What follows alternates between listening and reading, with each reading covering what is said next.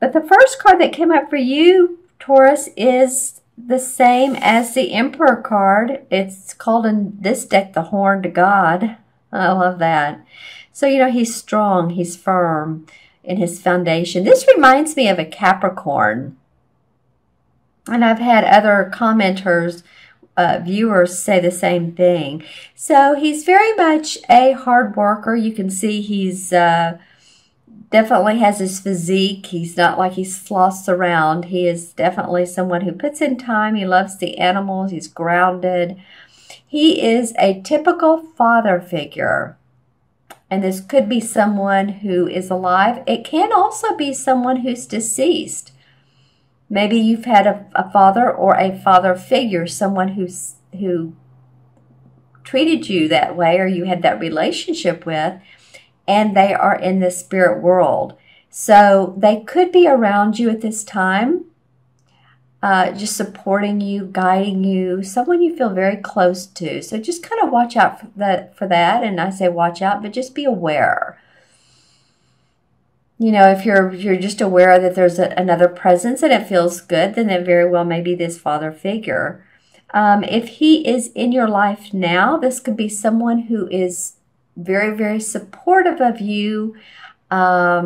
He very well could be an earth sign. I'm just feeling Capricorn, doesn't have to be, but it has those aspects of being able to make grounded decisions, helping you plan, helping you envision, helping you expand, helping you get paperwork done. This could be a woman, but usually it's a man. So this person shows up as first in your reading. Let me know who this is, Taurus. Of course, you're an earth sign. So I feel like it's someone in your life. I'm not really sure. I feel like it's you. But you know what? I'm going to ask my pendulum. I don't normally do this, but I'm very interested to see if is the Horned God or the Emperor, is this Taurus themselves? Well, you know, even though this person is very earthy, I do feel like this is someone in your life. Again, whether they're deceased or whether it could be a spouse. It could be that someone just feels very warm, protective, wants to help take care of you or give you good advice. All right. So when I ask my pendulum if this is someone, you taking on these aspects, it's like, no, not really. This is a person. Okay, so the next card that comes up is the same as the Fool card. And this particular deck calls it the Greensman. And the Fool card is about naivety, going about a new venture, really not knowing how it's turning out. But you know what? It's good because you're not focusing too much on the hows. It's more of a spontaneous, let's not be too hard on ourselves. Let's be happy. You can see that the people in this card, one's playing music, one's dancing, another one's playing a violin. Let me read you a little bit about what this Greensman in this particular deck means. It's actually the card of the god of nature and historically depicted as a green leafy figure with foliage on his face. He represents the fertility of spring and the awakening of earth. And he's believed to watch over his imitators with approval. So he's like a god, and he's watching over you with approval. Whoever your god may be, you know, we can put this in sort of an analogy, but whoever your god may be, just a feeling of protection. You see, he sort of looks old and wise, and they're sort of young and playing down here. So just a feeling protected no matter what your journey is, no matter where you are in your life. That there's an essence and a protection around you. It's definitely new starts, new beginnings, and fertility. And there's a big innocence around this too. So it's like, you know, I'm seeing someone like a hee-hee laugh on their face, like, you know, I don't know, I'm just sort of giddish, I'm sort of happy, I don't really know why, but things are going okay, and there's room for me to grow, and I have protection.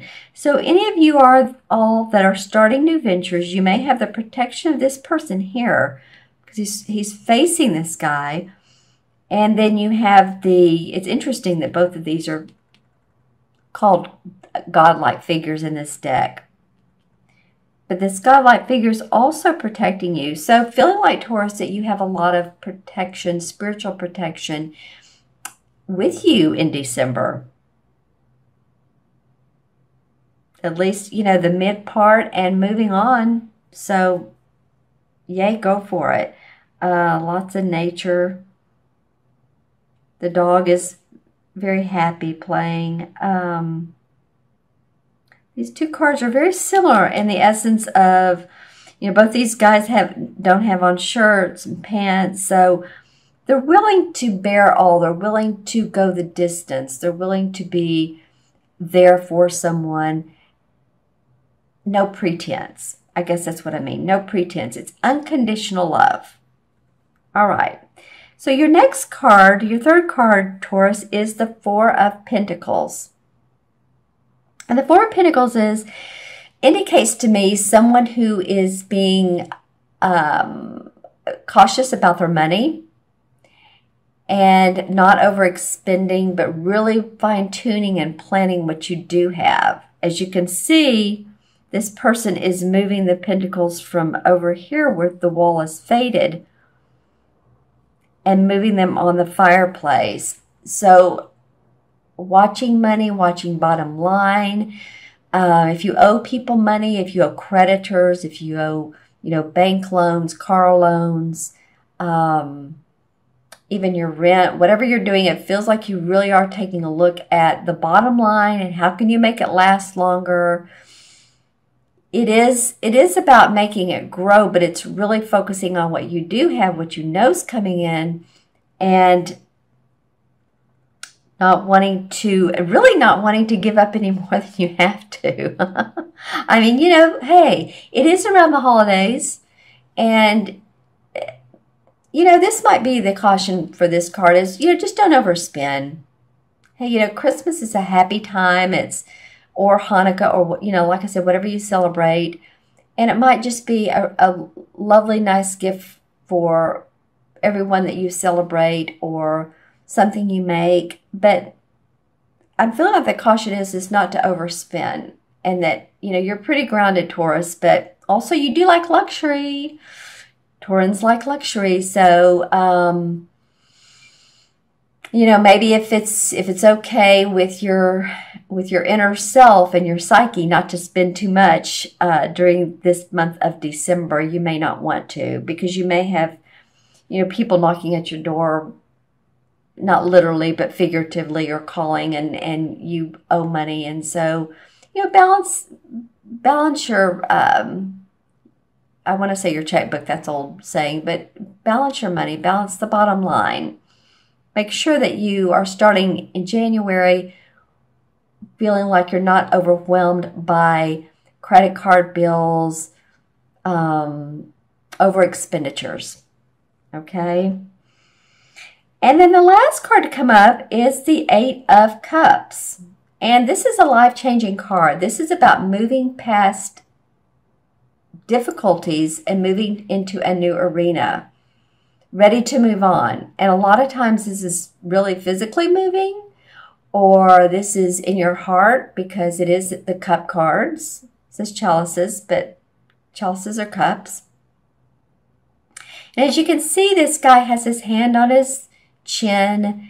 He's not a young guy, so he has a lot of experience in the matters of the heart, the matters of home, the matters of even his work, because actually this reminds me of a wand, and the wand is about our work. So to me, when I see this card, I always look at both the cups and the wand. So it reminds me of both matters, like I said, matters of the heart and the work that we do in life. So you can see he's moving on. He does have plans, but he doesn't always know how those plans are going to turn out. So for instance, say you've moved into a new job and you're, still in, probation time, or you're just starting a new job. I know a lot of people who have changed employment. And it's like, I don't know where I'm going, but exactly how this is going to turn out. I may become a manager. I may go into management. I may stay with my current position.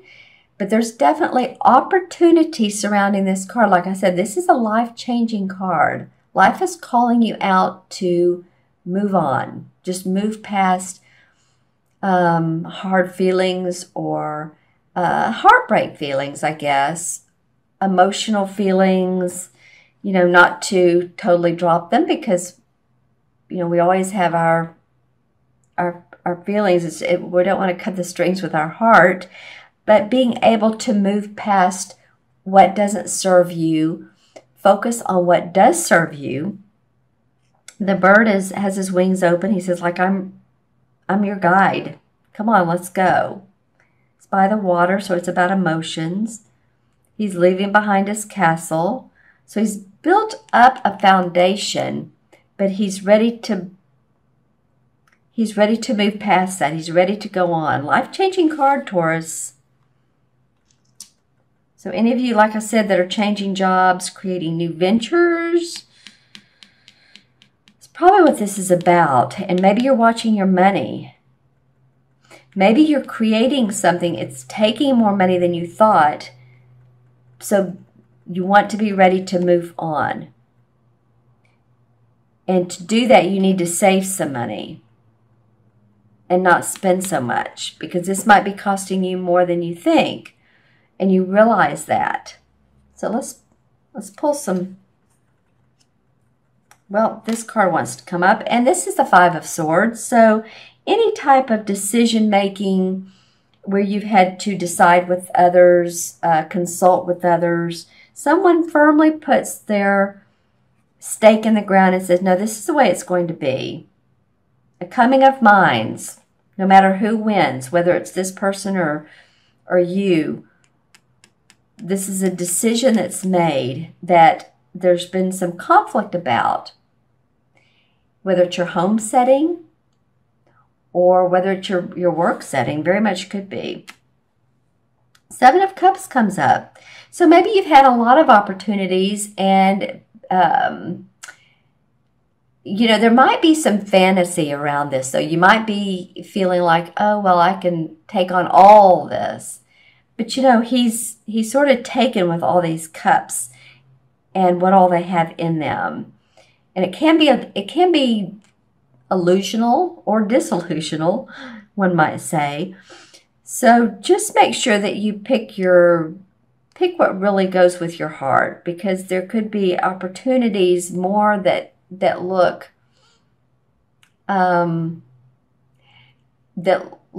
better than they are.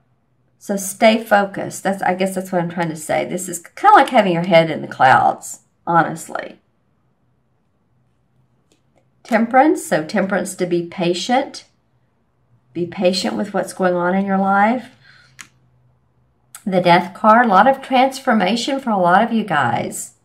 If you've, again, changed relationships or moved out of one home into another, or you've just, felt like your life has changed completely. It's interesting. This card has come up in the main deck quite a bit in the last several months.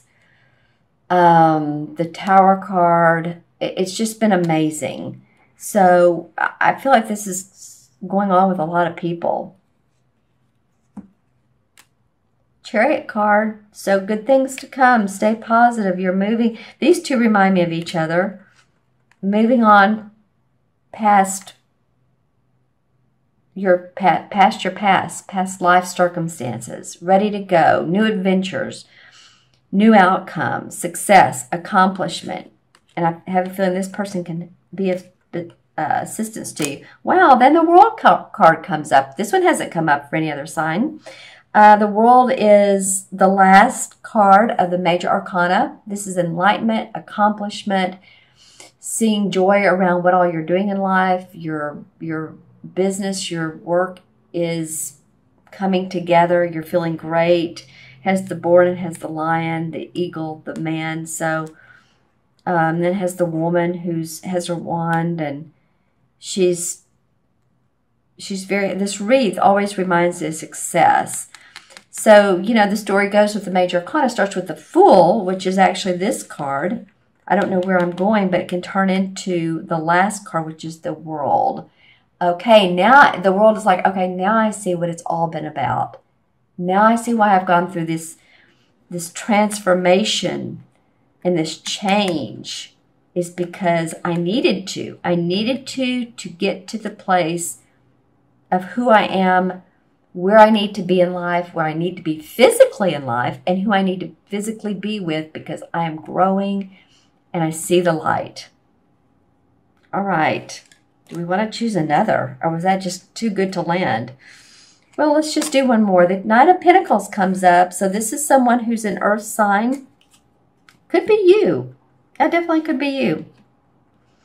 The Knight of Pentacles is not the master like the king and not the page like the, or not the newbie like the page. But he's still working with his money. He could be warm and generous. But he's ready to take on more. He's ready to take on more when it's good timing.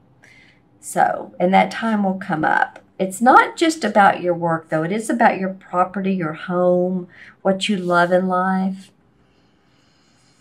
Okay, Taurus, so I'm going to add these up for you. This is 4, because this is 0. 4 and 4 is 8, and 8 is 16. Interesting. Lots of 4s and 8s. So you all stay grounded this month. You know, 4 is about grounding and being practical and watching the bottom line. And 8 is about manifesting. So let's see. And then this adds up to 7. So 7 in traditional tarot is the Chariot card. So, and the Chariot card is, again, very similar. There's a couple cards that are similar to this 8 of Chalices. This is about moving past what's been kept in your heart, whether it's love or whether it's job, but you're moving past it.